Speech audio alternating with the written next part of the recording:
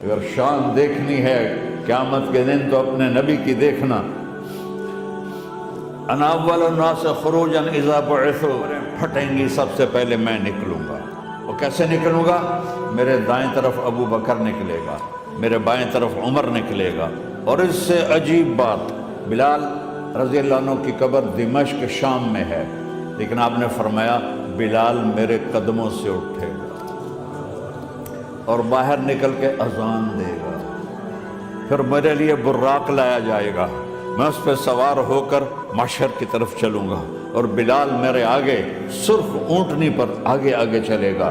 جب ہم پہنچیں گے میدان حشر میں تو اللہ بلال سے کہے گا اذن یا بلال، بلال آج اذان بلالی سنا، ہمارا شاعر مشرق کہہ گیا تھا